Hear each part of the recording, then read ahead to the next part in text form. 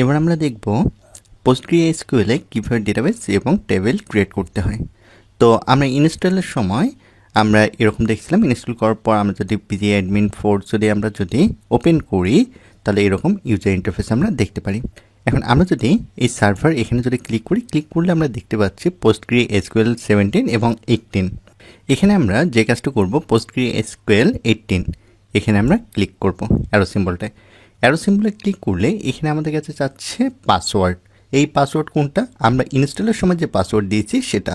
এখন আমরা যদি এখানে পাসওয়ার্ড দেই যে 1 2 3 4 দেওয়ার পর আমরা ওকেতে ক্লিক করব। ওকেতে ক্লিক করলে আমাদের যে PostgreSQL আছে এটা ওপেন হয়ে গেছে। এখন এখানে আমরা একটা ডেটাবেস দেখতে পাচ্ছি, বাই ডিফল্ট যে ডেটাবেস আছে সেটা হচ্ছে Postgres। এখন আমরা যদি চাই আমাদের নিজের মতো করে ডেটাবেস আমরা তৈরি করতে চাইলে আমরা সেটাও করতে পারি। দেখেন এখানে ডেটাবেস কয়টা, একটা আছে। এখন আমি মাউসের রাইট বাটনে ক্লিক করে যদি আমরা ক্রিয়েটে ক্লিক করি তাহলে দেখাচ্ছে ক্রিয়েট ডেটাবেস। আমি ডেটাবেসে ক্লিক করব। ক্লিক করলে এখানে বলতেছে নেম দিতে। দ্যাট মিনস এখানে আমরা একটা ডেটাবেস ক্রিয়েট করতে পারি। তো ধরেন আমি ডেটাবেস নেম দিচ্ছি iQuest। দেওয়ার পর এগুলো বাই ডিফল্ট অবস্থায় যা আছে তাই থাকবে, বাকিগুলো আমাদের চেঞ্জ করার প্রয়োজন নাই। এখন আমরা যদি এখানে যদি দেখতে চাই আমরা তো ডিরেক্টলি এখানে এভাবে লিখতেছি যে জেনারেল মোড থেকে আমরা ডেটাবেস নেম দিচ্ছি। বাট এসকিউএলে যদি আসি, এসকিউএলে আসলে দেখেন এখানে আমাদেরকে কিন্তু ফুল কমান্ডটা কিন্তু দিয়ে দিচ্ছে। তো আমরা পরবর্তীতে দেখা যাবে এভাবে ডিরেক্টলি আমরা এসকিউএল কুড়ি লিখেও আমরা কাজ করব। যেমন এখানে যে ক্রিয়েট ডেটাবেস iQuest এখানে দেয়া আছে, যে জিনিসটা আমরা ডিরেক্টলি এখানে বলে দিচ্ছি ডেটাবেস নেম আমাদের কী হবে সেটা। দেওয়ার পর আমি যদি এখানে সেভে ক্লিক করি তাহলে আমাদের দেখেন iQuest নামে যে ডেটাবেসটা আছে এটা কিন্তু আমাদের সেভ হয়ে গেছে।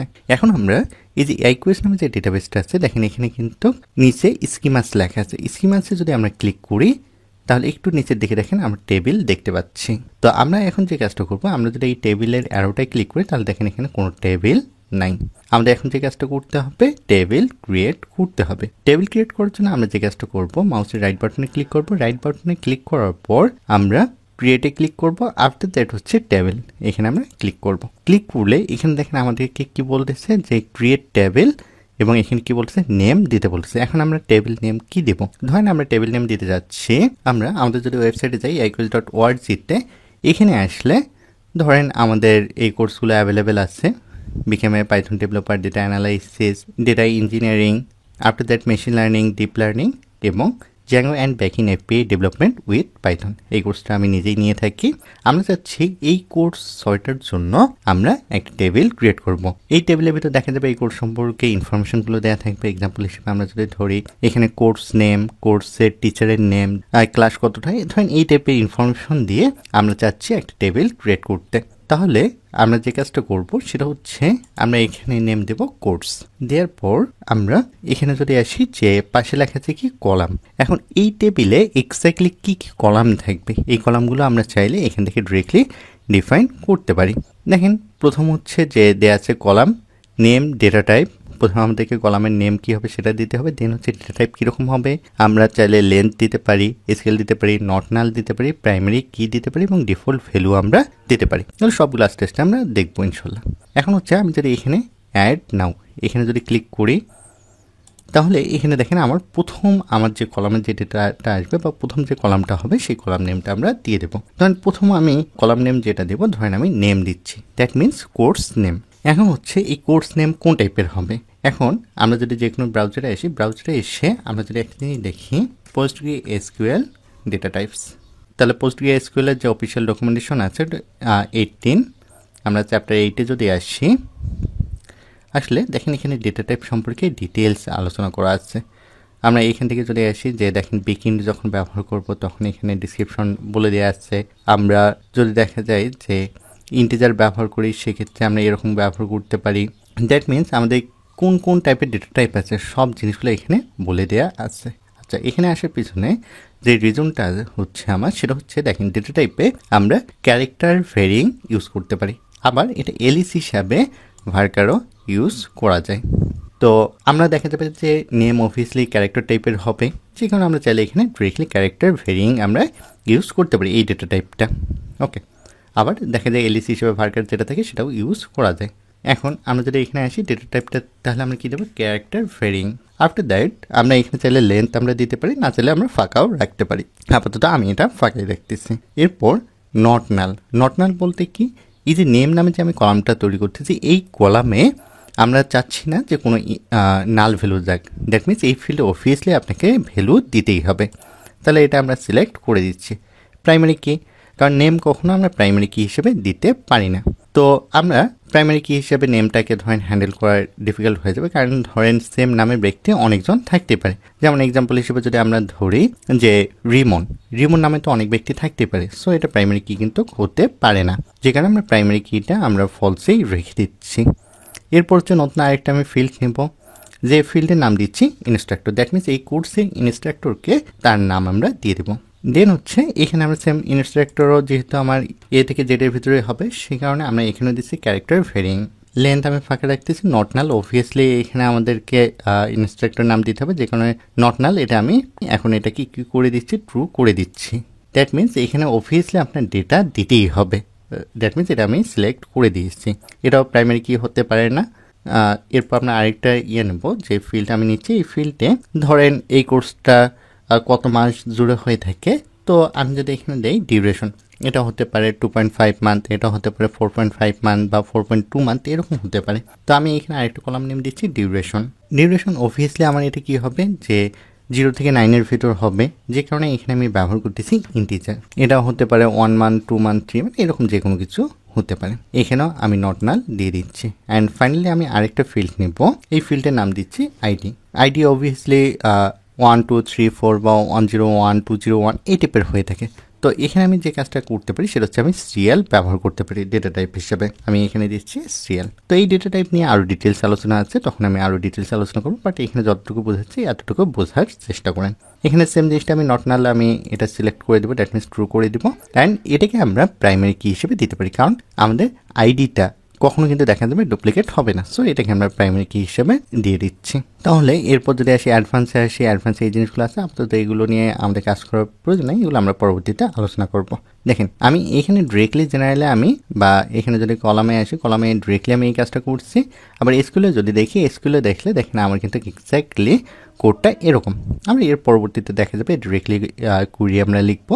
যেমন এই যে দেখেন নেম, ক্যারেক্টার ভেরিং, নট নাল, মানে এগুলো কুড়িতে কনভার্ট করে দেখাচ্ছে এসকিউএলে। ওকে, এখন আমি যদি এখানে যদি সেভে ক্লিক করি, সেভ, ওকে আমার কিন্তু সেভ হয়ে গেছে। এখন কিন্তু দেখেন এখানে কি দেখাচ্ছে, টেবিল 1 দেখাচ্ছে। এবং এখানে যদি আমি আসি, এখানে আসার পর মাউসের রাইট বাটনে ক্লিক করে আমি যদি এখানে ক্লিক করি যে ভিউ অর এডিট ডেটা, এখানে আমি চাইলে দেখা যাবে যে অল রো দেখতে পারি। দ্যাট মিনস এখানে যে টেবিলটা আছে, টেবিলে যতগুলো রো আছে সকল রো আমি দেখতে পারি। আবার আমি যদি চাই প্রথম 100টা রো দেখবো বা শেষের 100টা রো দেখবো, বা আমি চাইলে আরও অন্যভাবে ফিল্টারিং করে দেখতে পারি। তো আপাতত আমি দেখবো যে অল রো দেখবো। তাহলে অল রোতে যদি ক্লিক করি, অল রোতে ক্লিক করলে দেখেন এখানে আমার কি দিচ্ছে, সিলেক্ট স্টার, মানে হচ্ছে আমার সকল যে জিনিসগুলো আছে সেই জিনিসগুলো আমার শো করবে ফ্রম পাবলিক ডট কোর্স।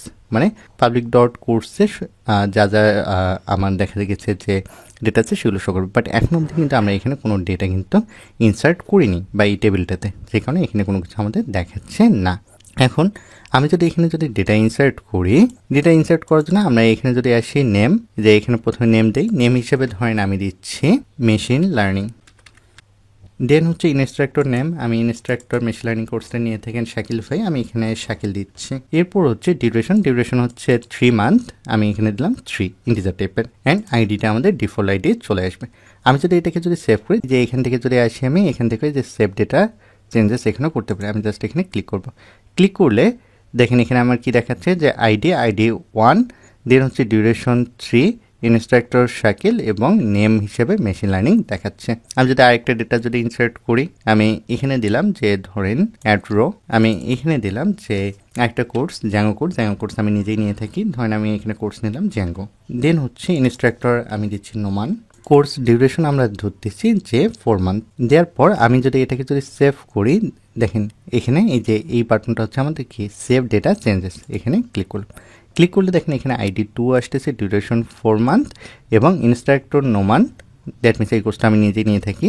ওকে, এখন আমি যদি আবার যদি দেখা যায় এখান থেকে যদি কোর্স নামে যে আমার টেবিলটা আছে, এটাকে যদি আমি করি যে view edit data all rose, এখানে যদি আমি ওপেন করি, তাহলে দেখেন এখানে আমার কি আছে, দুটা রো আছে বা যে দুটো ডেটা আছে সেই ডেটা দুটো আমাকে এখানে প্রপারলি দেখাচ্ছে।